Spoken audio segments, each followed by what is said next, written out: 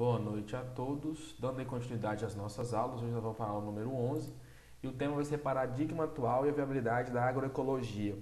Nós vamos rever alguns conceitos que nós falamos e vamos dar continuidade aí vendo alguns fatores que merecem a nossa atenção e precisam da nossa atenção. Como assim nós já vimos em vários fatores, em várias conversas que nós tivemos em sala de aula e nos conteúdos que nós fomos assim trabalhando e anteriormente, na questão de nós temos alguns conceitos que foram apresentados, quando nós falamos de uma produção agropecuária ou agroecológica sustentável, a gente tem alguns conceitos. Sustentabilidade, que passar que por é aquele preceito capaz de suprir as necessidades da geração atual, ou seja, a nossa necessidade, nós que estamos aqui, sem comprometer a capacidade de atender às necessidades das futuras gerações. Ou seja, uma utilização dos recursos para que nos atenda, sem que, usando esses recursos, nós deixamos também de atender às futuras gerações. Então é um pensamento muito longo e necessário que a gente possa verificar. E quando nós falamos dessa atividade, nessa capacidade de termos algo relacionado ao processo de sustentabilidade, nós vamos lembrar daquelas bases para o desenvolvimento sustentável, que ele tem que ser ambientalmente correto, ou seja, respeitar toda e qualquer atividade tem que ser pensando na questão de preservação, na questão de não tornar algo muito que vise contaminação ou que venha trazer coisas desse sentido. Socialmente justo, né, pensando no bem comum, não só na exploração para que alguns possam obter lucro ou possam obter vantagem em cima dos malefícios que determinada atividade vai realizar para os outros. Vamos citar aqui, nessa questão de socialmente justo, uma atividade que, basicamente, nós vemos que é quase uma atividade escrava, que são as pessoas que, às vezes, trabalhavam na captação de ouro antigamente, ou às vezes até hoje em algumas regiões, que trabalhavam com uma condição escrava para enriquecer pequeno número de pessoas, né? Onde não é distribuído para todo mundo. Enquanto aqueles que trabalhavam estavam perdendo toda a sua saúde, os outros estavam ganhando dinheiro. Além de, muitas vezes, não ser tão ambientalmente correto o tipo de exploração que era se realizado, como se não pensava nem na pessoa, imagina pensando no meio ambiente. E também outro fator seria a questão de ser economicamente viável. Nós falamos muito isso. É uma necessidade de se ter viabilidade para que você possa realizar determinado fator ou determinado assunto.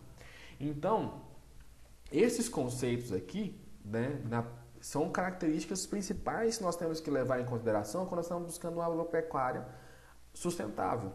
E que, nesse caso, precisa de ser também economicamente viável. Ou seja, como que a gente pode tornar isso viável?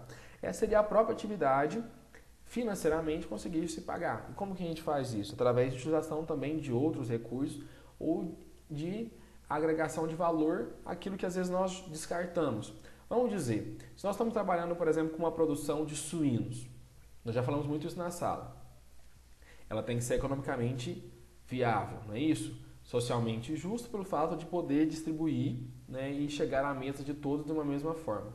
E ambientalmente correto, pensando que os resíduos que são gerados por essa atividade precisam de ser tratados e precisam de ter uma destinação certa. Então, por que não fazer como as lagoas de decantação, transformar aquilo que era contaminação em algo ambientalmente mais correto e, com isso, você poder agregar valor e transformar essa atividade em uma atividade mais economicamente viável ainda. Então, é uma grande possibilidade que nós temos aí.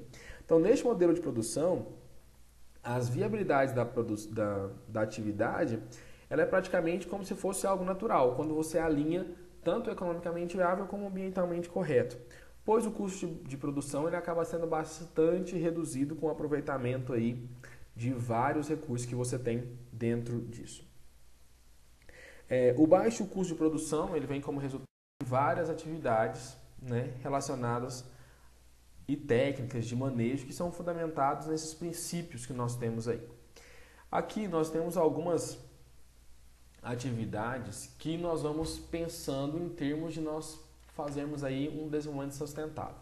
Quando nós pensamos de um modo geral, vamos observar esta figura como algo crescente, ou seja, à medida que eu faço um planejamento e faço uma inserção, uma realização desses processos, eu vou tornando aquela atividade mais sustentável, pensando no bem comum. Saneamento básico, controle de poluição, planejamento ambiental, dizendo quais são os recursos, como que eles têm que ser feitos, e para isso, nesse planejamento, temos que respeitar muitas leis e outros fatores que precisam de ser, de uma certa forma, compreendidos de acordo com as atividades que nós desempenhamos, no meio que nós vivemos, e gestão ambiental. São fatores assim muito importantes. Com isso, nós temos dentro desses processos uso de adubação verde com espécies forrageiras. Isso depende de quê? Do planejamento ambiental da minha atividade, para que eu possa ter então o que eu vou desempenhar. Evitar o uso de fertilizantes químicos e sintéticos com o manejo de conservação do solo. Fazer o controle de pragas e doenças utilizando os produtos tecnicamente alternativos, como produtos naturais, ou mesmo extratos vegetais e controle biológico. São situações que nós temos hoje, em que nós podemos, então, por exemplo, de reduzir contaminação ambiental, podemos reduzir contaminações de solo, contaminação de água, e tudo isso parte de um processo de planejamento e respeito e gestão também ambiental. Incorporação de matéria orgânica no solo através de compostagem e uso de adubo orgânico para suprir as necessidades nutricionais da planta. Tudo isso passa por onde? Por planejamento e também por gestão.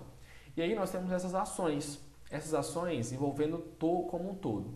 Prevenção da poluição, novas tecnologias, educação e conscientização. Essa necessidade de nós termos aqui leis e regulamentos para que nós possamos, de certa forma, cumprir cada uma delas, porque sem lei parece que não funcionam as coisas. Um comprometimento político, vamos pensar aí numa política que atenda a todas as necessidades, transformando isso em algo de comprometimento realmente. Comprometimento social, não adianta um fazer se outros não fazem. Então, quando nós temos aí uma ação ou uma atividade, essa tem que ser para todos, inclusive queira ou não.